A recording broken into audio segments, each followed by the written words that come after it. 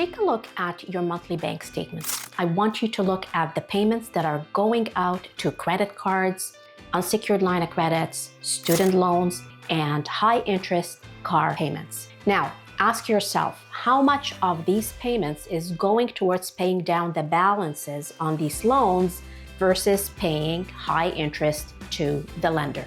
If you feel like you are working hard, but your debt is not moving as fast, you're not alone. The banking system is unfortunately designed to keep you paying minimum payments for as long as possible. But here's the good news. If you own a home, you are likely sitting on the solution. You have a powerful asset that you can utilize to stop the drain on your bank account and to take back control.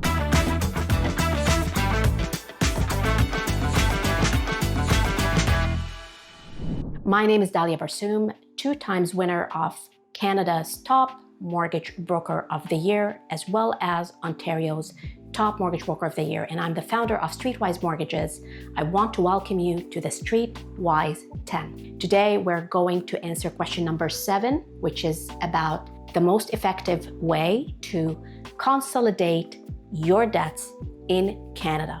I'm going to talk about 4 strategies. I'm going to show you the pros and cons and guide you through when to exactly implement each of these strategies. We're going to talk about a refinance, a home equity line of credit, a second mortgage, and loan restructuring. So stay tuned. Before we select a strategy, we need to define the objective. While lowering the cost of your interest is super important, it is only one part of the equation. The primary goal is cash flow optimization. We want to reduce your monthly obligations so you can move from a position of a monthly strain to a position of what I call a debt detox over time, and eventually to a place of saving and investing. This is why it is super important to pick the right vehicle. The first and most common method is a mortgage refinance. This involves increasing your existing mortgage amount to pay off higher interest rate loans. Now, if you're concerned about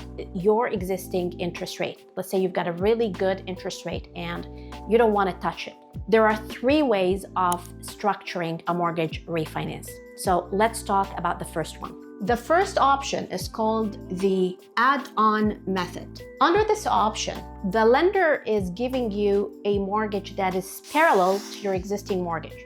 So you're not breaking your current mortgage. Let's look at an example. Let's say your house is worth $1.2 million.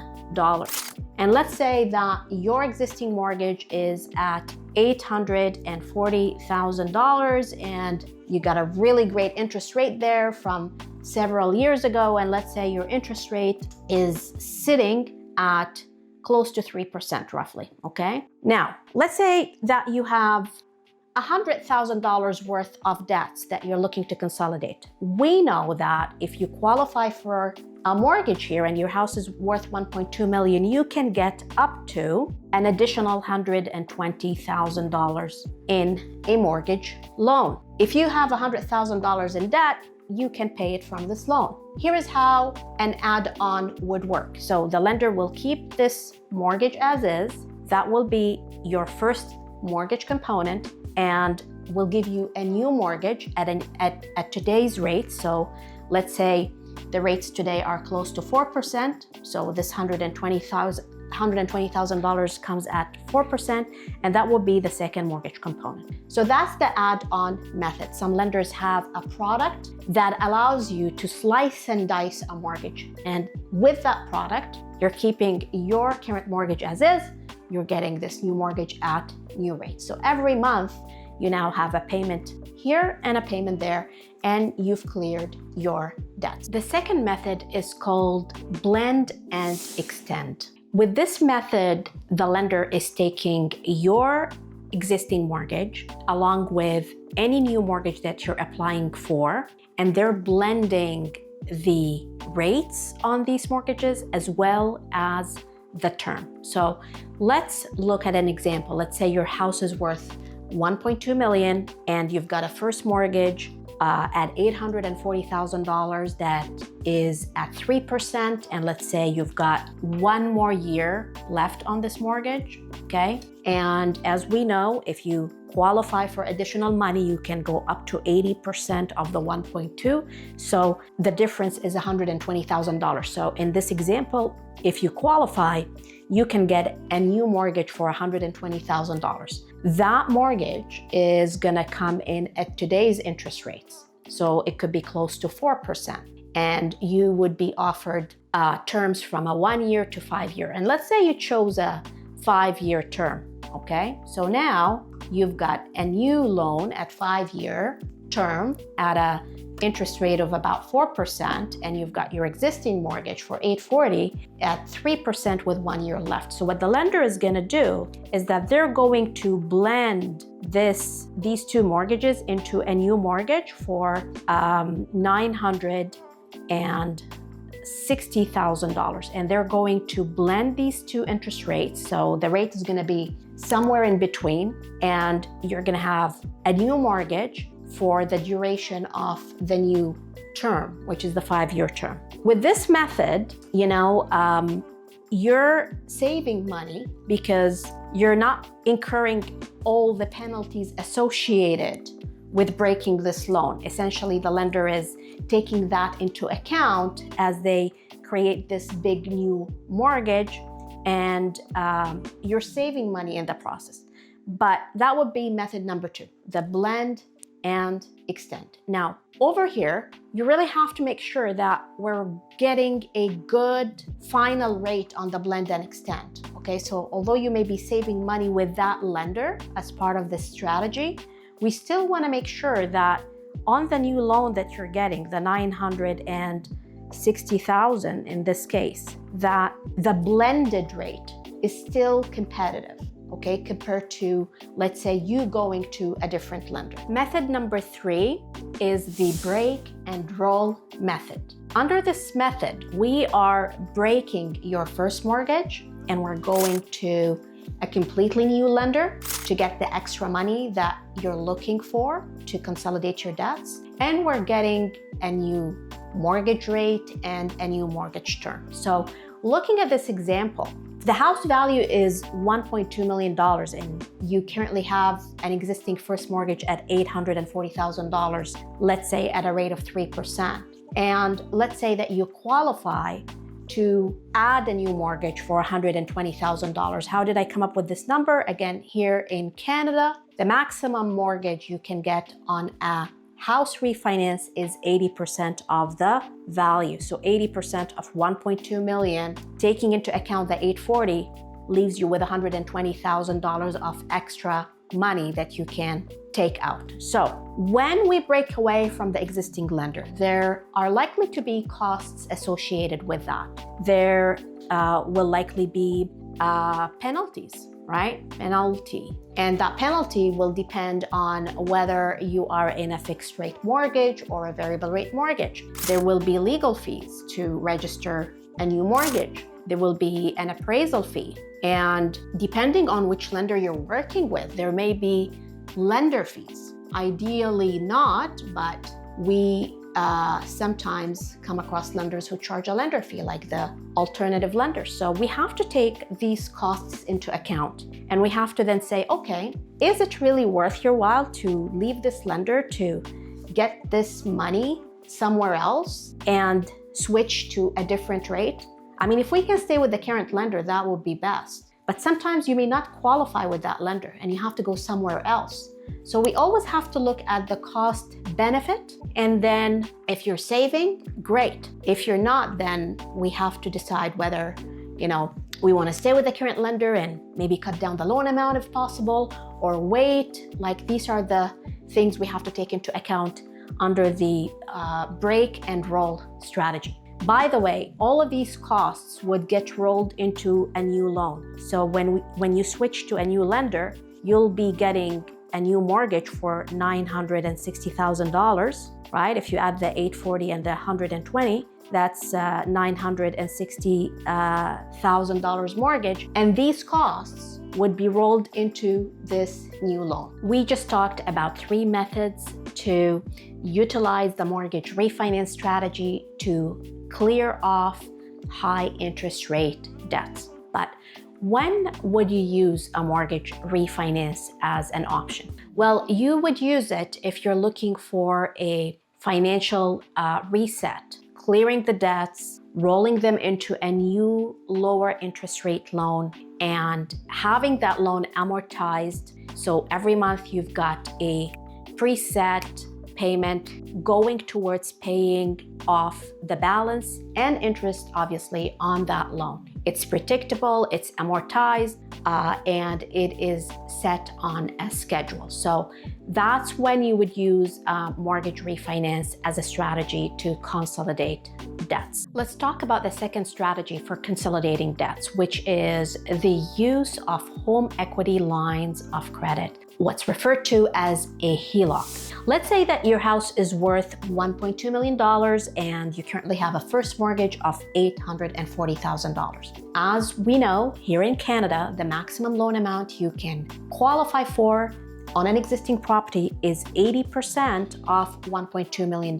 So the difference between 80% of $1.2 million and the existing mortgage of $840,000 is $120,000.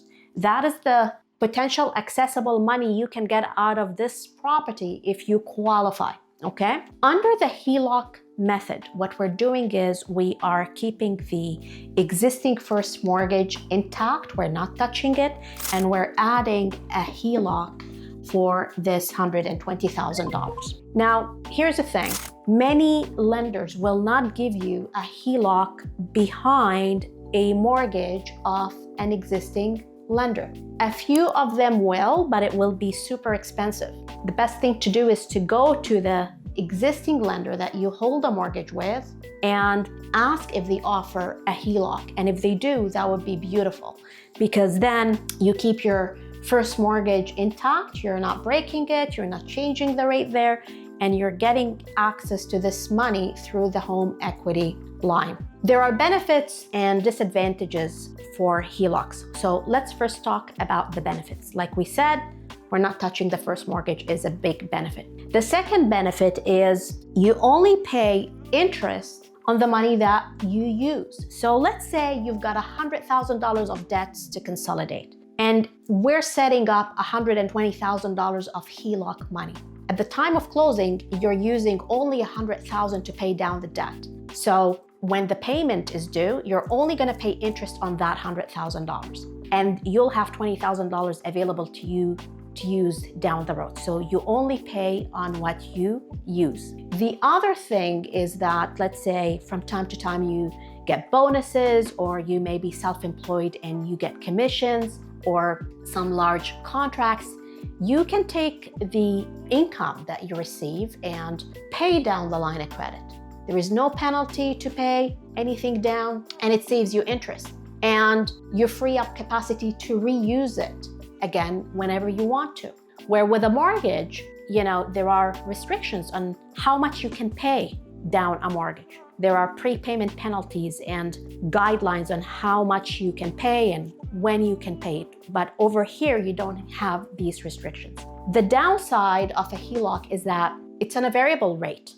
So HELOCs are priced based on prime rates. Prime rates are tied to the Bank of Canada overnight rates. So if the Bank of Canada increases the overnight rates, prime rates go up, and as a result, your payment here will go up. If the Bank of Canada reduces the rate, it will impact the payment here and it will go down. So you've got a little bit of interest rate exposure when you take a HELOC. Now, some lenders allow you to roll a portion of a used HELOC into a mortgage. So let's say, you stay on a variable payment for some time, and then at some point you are not feeling comfortable about the direction of interest rates, you can choose to lock it in.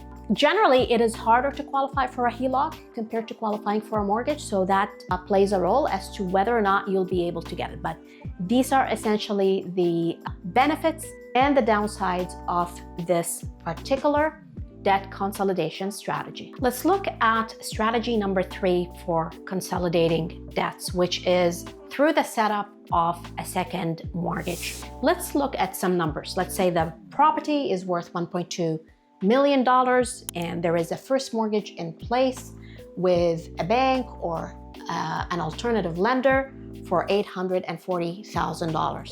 With second mortgages, you're keeping the first loan in place, you're not touching that, and you're setting up a mortgage in second position behind that first loan. How much can you get here depends on the lender that you're working with. And under traditional mortgages, you guys know that we can go up to 80% of the 1.2 million. So under a traditional mortgage, the maximum qualification in Canada would be, in this example, $120,000 with a bank or a B lender. But when you go with a private loan, you can get up to 80%, and some lenders may go even a little higher, okay? Again, depending on who you're dealing with. But the higher they go, the higher the interest is gonna be, the higher the fees will be, okay? So that's the trade-off.